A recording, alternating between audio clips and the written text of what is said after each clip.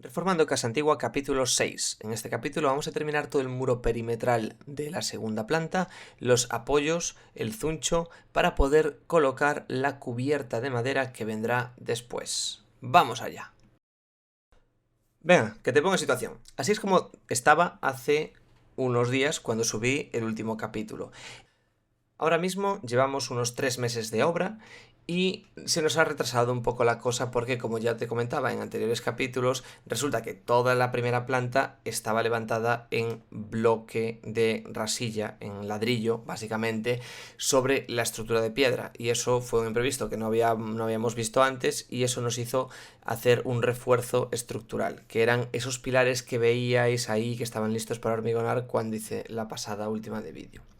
Mientras aquí está mi hermano destruyendo la chimenea y haciendo hueco en el muro medianero para hacer pasar nuestro muro, porque ese muro, ves cómo está, que es tierra, realmente es piedra por un lado, tierra por el medio, piedra por el otro, ¿vale? Es el antiguo método constructivo. Y bueno, él lo va destruyendo, y mientras eso te voy a contar un poquito en qué estado estamos. Como te decía, llevamos 3 meses de obra, desde el 15 de mayo aproximadamente compramos la vivienda, y tendríamos que haber estado haciendo esto ya hace bastante tiempo. Pero encontramos el problema ese. Ahora mismo, en el vídeo que vais a ver, todavía quedan un par de cerchas, las dos cerchas centrales de la estructura de madera antigua, que puedes pasar por debajo rascándote la cabeza si mides un 80. Esto significaba que este bajo cubierta no se podía habitar.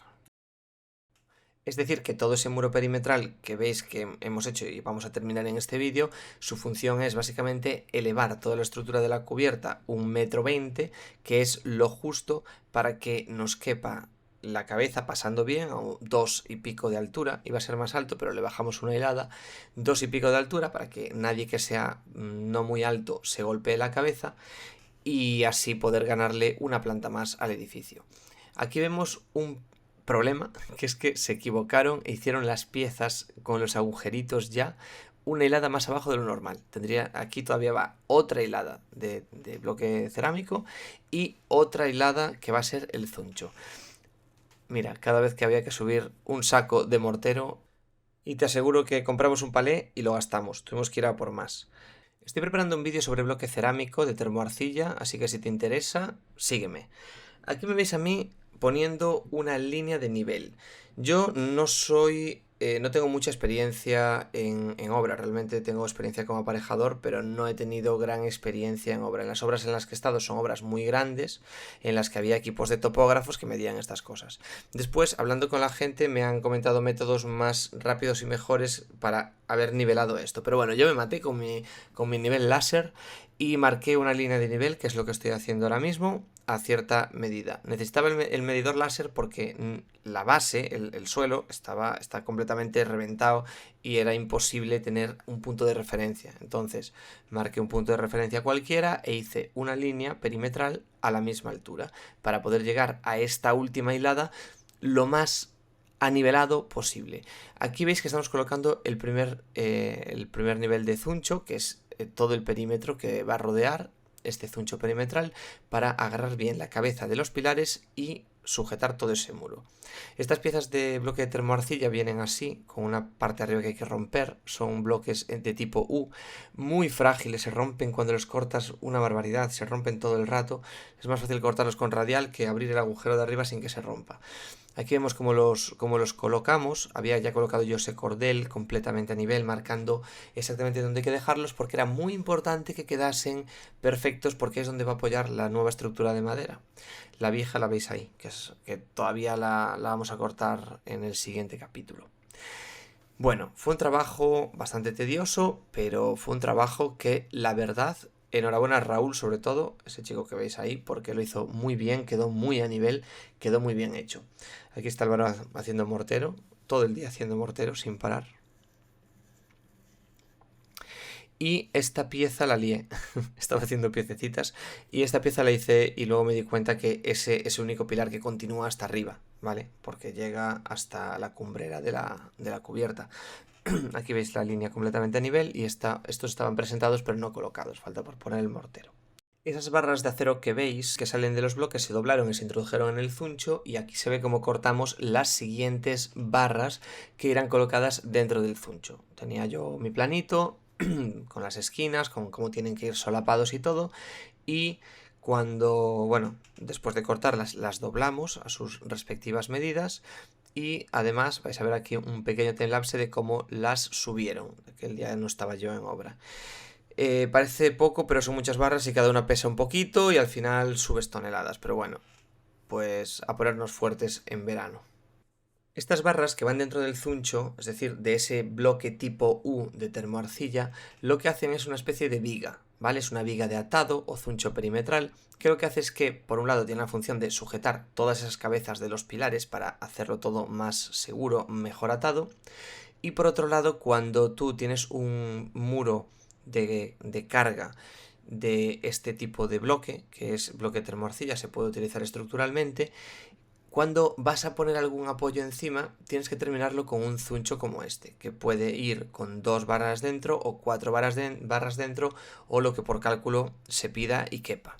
En este caso, vamos a meter 4 barras por cada sección, salvo en la zona de los solapes, y lo que se hace es que se echan unos pocos centímetros de hormigón, luego se ponen las 2 primeras barras, se echa más hormigón, se ponen las 2 siguientes barras y se rellena de hormigón. Aquí habían terminado el hormigón y me hicieron una putada porque se había acabado el hormigón, habían hecho esto y me llaman y me dicen que ha quedado así. Entonces, pues, ¿qué hice yo?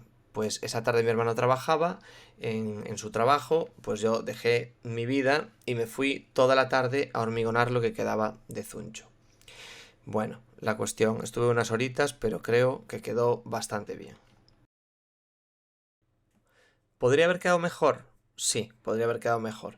Pero bueno, teniendo en cuenta que fui yo solo, con prisa y que no tenía tampoco mucho hormigón, que lo tuve que hacer y subir y me estaba deslomando, pues bueno, lo dejé lo mejor posible. A esto luego todavía hay que echarle agua para el curado y cubrirlo con un plástico. Yo ya lo había encubierto, pero tuve que destapar, lógicamente.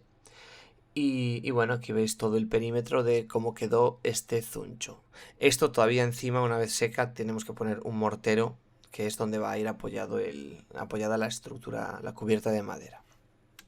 Muy buenas, aquí Cuesta pasado por agua y sin camiseta porque he terminado de hormigonar todo esto, que faltaba un poco porque nos hemos quedado sin hormigón. He venido aquí por la tarde y estaba reventado, sucísimo.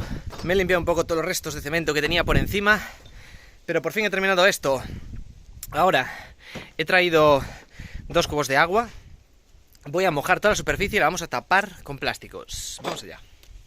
Ahí está, después de ver a mi yo del pasado, pues efectivamente lo cubrí todo con agüita, ¿vale? Ya empezaba a oscurecer, a atardecer, así que tampoco iba a haber un problema de secado de este hormigón. Aún así lo tapé bien con el plástico y para que frague bien. La verdad es que quedó bastante fino. Al día siguiente volvieron a obra, como todos los días por la mañana, a terminar el último pilar, ¿vale? Ahí veías cómo subían los bloques, aquí están haciendo el hormigón y también están haciendo a la vez con el mismo hormigón que va a ir en ese pilar que falta, los apoyos de las vigas de madera, ¿vale? De las vigas que van a hacer la cubierta de madera. ¿Por qué? Porque teníamos que ponerlo todo a un mismo nivel, ¿vale? Repitiendo, consiguiendo nivelar con este último mortero, y también para que apoye no directamente sobre una pieza cerámica, sino que haya una cama de reparto de hormigón, que podría haber sido de mortero, pero bueno, aquí están cortando la última pieza de coronación del muro, y ahí que parece que Raúl hasta le da un besito de finalización. Yo creo que se hizo daño, pero bueno, más o menos. Aquí están terminando ya los apoyos, ¿veis? Que ponen un poquito de hormigón en la zona donde van a ir apoyadas las vigas.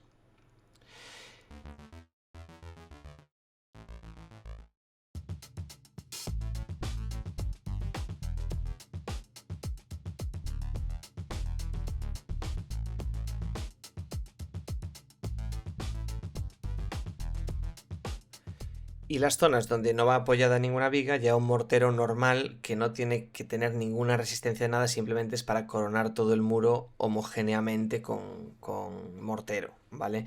Que quede todo tapadito, que no haya simplemente unos apoyos y otros no. A ver, podría haberse dejado, pero bueno, así está mejor. Para casi terminar y como preludio del capítulo que viene, aquí llegó Kiko, el transportista de Mariña Gama, con las vigas de madera. 2 paquetes como el que veis, así de montón de vigas de madera para la cubierta, que descargó en la parte de atrás. Y claro, lógicamente no las podíamos dejar allí, ¿no?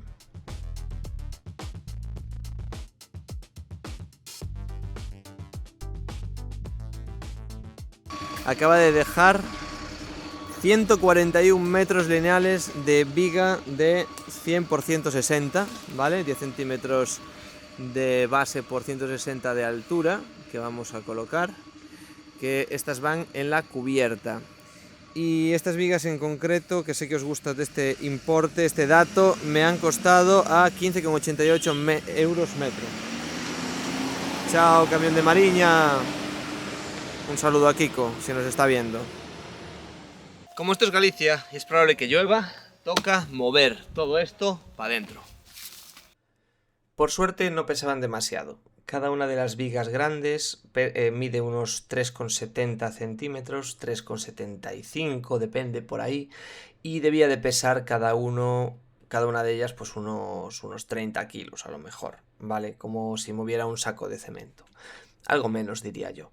Para terminar, les dije que tratasen las cabezas de las vigas, porque el resto viene cubierto de plástico, con producto de protección con anticarcoma. ¿Por qué? Porque la casa está llena de carcoma y la carcoma salen en estas fechas, en julio. De hecho, tengo 2 vídeos en el canal explicando sobre la carcoma, porque la he sufrido, la tengo en casa en un alféizar de una ventana y de vez en cuando pues tengo que tratarla y tal, y es algo que es muy común en las casas antiguas en Galicia.